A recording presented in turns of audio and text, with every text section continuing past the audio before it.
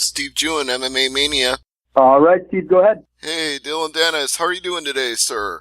Good, man. How you doing? I'm doing very good, and I'm glad to talk to you about this fight you have coming up at Bellator 198 in Chicago. You're fighting Kyle Walker, 2-4. It's your pro debut in MMA, but obviously you've been in the jiu-jitsu game a long time. So I want to first start with that. How did you decide that you wanted to jump into the MMA world after all your success in jiu-jitsu? When I started as a kid at 15, I always had the mindset of training for a fight, kind of. So I always had that in the back of my mind that, you need to be able to defend yourself in a street fight. And I always used to watch the Greasy in action videos, and I always thought that would be cool to be able to defend the art like that or represent the art. So it was always in my head since I was a kid. I came up in a MMA school, so there was always very good MMA fighters around me. And it just kind of happened, to be honest with you. I am a fighter. If you watch me in jiu-jitsu, I'm a fighter at heart. I go in and it's killed or be killed. So this is nothing new to me. I am prepared 100% for this. You mentioned street fighting, though, and I have to wonder, is that something that you experienced a lot growing up? A lot of kids getting into street fights? I mean, that's why I started jiu-jitsu, because I got into a street fight, and, his friends wanted to jump me, and they used to try to jump me in school and stuff like that, so I needed to learn how to defend myself even better. So I ended up doing Brazilian Jiu-Jitsu. So, yeah, I mean, that's just a normal thing in New Jersey, just street fights and stuff like that. So, yeah, it is very normal. Well, I'd say it worked out for you pretty well, though, because not only did you learn how to defend yourself, you became a world champion by the age of 23. Yeah, became the world champion. I think I was 19 when I won the world, to be honest. I'll take your word for that. But how did you end up meeting Conor McGregor, though? When did that first come about? There's nothing, no crazy story to it. It was just, we were friends online, and, we would talk, and then we ended up just saying, hey, do you want, let's go train together, let's do this, and then ended up going to Ireland and becoming really close friends, and it's been like that ever since. I know that some people have taken that friendship for different things than what it might actually be. Like, some people... Let me put it this way, because I talked to another fighter about you, and he said he met you at the Abu Dhabi Combat Club, and he thought you were very cool. And then I read that John Jones called you a douchebag. So it seems like people who know you in person think you're a really nice guy, and other people have this horrible image of you. Where is the actual truth lie? I don't know why that would really, I don't know, why being friends with him would make people think I'm an asshole or something. I don't know.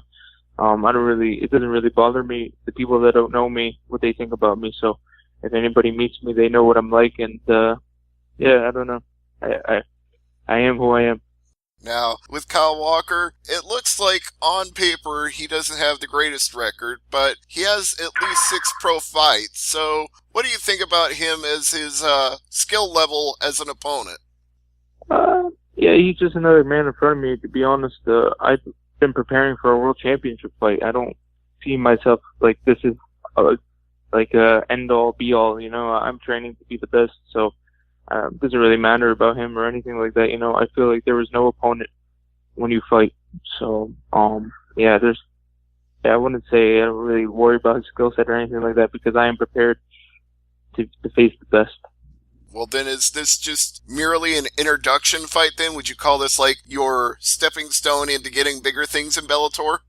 Exactly. I feel like this man is a sacrificial lamb. So this is a one-man show, and everybody's tuning into this card to watch me. Let's just be honest about that. So I feel like after this fight, I will run the company.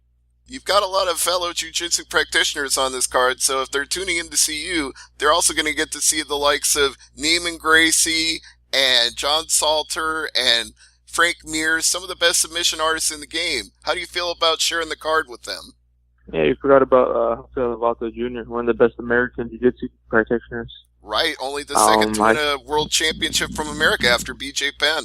Yes, exactly. It's cool to be able to, it's cool to be able to be on the same card as jiu-jitsu. Anything that's making jiu-jitsu more well-known or anything like that, it's a plus for me, because that's what I devoted my life to. So, yeah, it's very cool to be able to see jiu-jitsu guys striving. It's also a chance to see techniques that maybe, in a normal MMA fight, we're not going to get these kind of things. But when you got two guys at the level of Rafael Lovato and John Salter, they're going to have to really bust out the big tricks. Yeah, it's a very exciting matchup. I trained with John Salter before at Marcelo. He's a very tough very tough grappler. So yeah, it'll be a very exciting matchup. Yeah, in fact, Salter was the guy I mentioned who said very complimentary things about you. He said, he's a nice kid. I don't have any problems with him.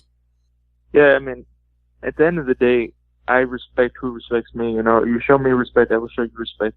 There's a reason that there's certain guys that probably think I'm assholes because they definitely have said something about me. You know, I see everything. It's like that saying, you know, I'm like the elephant, I don't forget. So, you know, that's how I have to feel with that. You know, John Salter has always been respectful to me, and we train together, and he's a cool guy. So, yeah, I have nothing to say about him. I hope he does great in his fight. It's a very exciting matchup, and, you know, hats off to him. So, speaking of... You know, and that's another thing, too. Like, a lot of people say, like, a lot of people say, like, the act or something like that. Like, I truly believe that I just go with how I feel, you know. I don't make no fake beef on nobody and stuff like that, you know. I'm who I am, and if I feel a certain way towards you, that's just how it is. But, yeah, this is just who I am, you know. I respect a lot of good fighters, and I respect a lot of people that show me respect, so. Well, that's actually related to what I was going to ask you, is fake beef being one of those things that people start on social media a lot of the time, just trying to get attention. Somebody will call you out or take a shot at you. What do you think about all these people trying to get famous off of you? Winners focus on winning, and losers focus on winners. So that's how I feel about that. I'm focused on what I have to do, and everybody else is focused on me. And these guys have at least 5, 6, 7 fights, 10-0. Some of them, and they're calling me out, a guy that's 0-0. So what does that say? You know, everybody wants it, but then when it comes around, until they get it, they don't want it no more. Trust me, they will all see. You know, they think that this is something other than it is. You know, I would whoop every single one of them easily. Trust me, like, they'll understand what they're getting themselves into. Yeah, well, I'm looking forward to seeing that in person because I'm coming to Chicago for your fight. But before we get there, here's a question about last year, because initially when I wrote the article on MMA Mania saying that you'd signed with the promotion, it was being hinted that you were going to have a fight in 2017. What was the time process for you actually getting this fight? Why did it take until now? To be honest, when I mentioned saying I wanted to fight MMA, and then all these promotions started coming at me like crazy. But I wasn't, at the time, I wasn't like, okay, I want to fight MMA. I was just mentioning it. I was still focused on ADCC. I was still focused on certain tournaments. So there was no timeline. So I just signed because there was a bunch of, you know, organizations here, you know, coming at me. And that was it. You know, I never said I was going to fight right away or anything like that. I wanted to do jiu-jitsu, what I wanted to do first, and then I would fight. So I don't understand why everybody's saying, oh, it took him so long and this stuff. It was never something like that. I just signed because the opportunities arose. And, you know, in this game, it's up and down, so you need to be able to pounce on opportunities when they come. Well, you certainly did. And as far as that goes, doing tournaments and MMA, is that something you're still going to be able to do now that you're making your official Bellator debut? Is that still the plan? I think so. I want to do the road next month, but, you know, when the fights are coming faster and maybe more profile, you know, you have to focus on just one. So I think to be the best in MMA, you need to focus 100%. Like, you know, if you're the world champion, you're not going to be doing jiu-jitsu tournaments. But, you know, right now I feel I would be able to do this world championship next month, but it's all about timing. It's all about all that kind of stuff. So it's not like, it just depends, you know, who knows? Maybe I don't have a fight in a while, you know, and stuff like that. So I would just say it has to do with timing.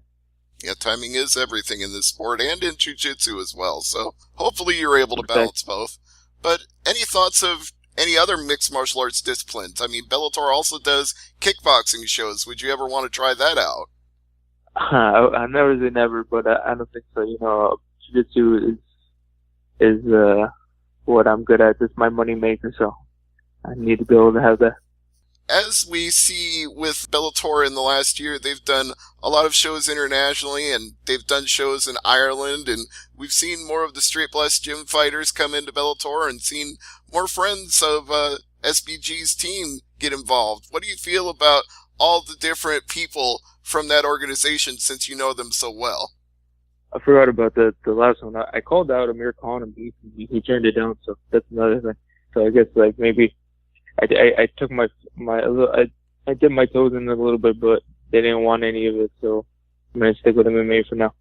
Right. But yeah, for your second question, there's a lot of great fighters at SPG, and there's a lot of great, you know, prospects coming up, and there's a very good world champion mindset being thrown around the gym. So it's very cool to be able to see all these guys, you know, striving and prospering.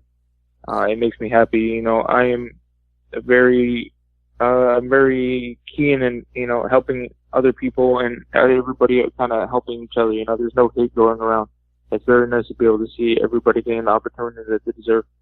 In the future, with escalations like we've seen between Conor and Khabib, how do you think is the best way for that to be handled by the team going forward?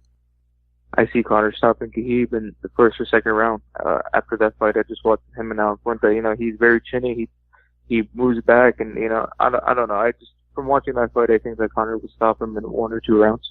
Well, I mean, that's very possible, especially if it doesn't go to the ground at all. But I mean, more to the point of the altercations leading up to the fight. I mean, I'm looking at maybe de-escalating the drama outside of the cage. Yeah, I mean, that's an ongoing investigation, so I have no comment on that. All right, well, that's fair. I'm sure there's things you can't even talk about right now, so no problem with that. But again, let's talk about Kyle Walker, because that's the big fight coming up here at Bellator 198 at the All-State Arena. When they announced me coming to Bellator, I went there and I walked and greeted people, so it was that's where I was actually announced my debut, which is pretty cool. So you kind of got the feel of the place then already. You know the environment, you know the building, you know what the crowd's going to be like. Yeah, I think it holds almost like 20,000 people, so it would be really cool. And I think it's almost sold out. So I'm hoping when I fight, it's super packed. I love that kind of stuff. So yeah, I hope it's a sold out crowd. Well, I think with Fedor on the main card, if it wasn't sold out, it would be damn near close, because a lot of people have heard the legend of the Last Emperor and they'll want to see him too. Yeah, exactly. But I mean, let's still get it wrong. Everybody's coming in to see me. Right. Well, that brings it full circle then, because that's where we started. So maybe that's a good time for me to get some plugs and anything that you want to throw out, any social media links or anything you like. Yeah, no, nothing. I have nothing really to plug in. Well, just SBG Ireland then. How about we give them a shout? Yeah, of course, yeah, SBG Ireland, UND Jiu-Jitsu, all the people that helped me get to where I am. There's a lot of people. You never get to where this point without a lot of help. So there's people that have been helping me since I was 15 years old. So I just want to say thank you for all my teammates, family, and stuff like that. It's not a one-man job. Right, and I'm sure you'll have plenty more time to thank him after a quick victory at Bellator 198. So we'll look forward to that, and we'll look forward to seeing Dillon Danis versus Kyle Walker on April 28th. Dillon, thank you for the time today. Thank you so much. All right, and Dan, thank you as well. Thank you, Steve.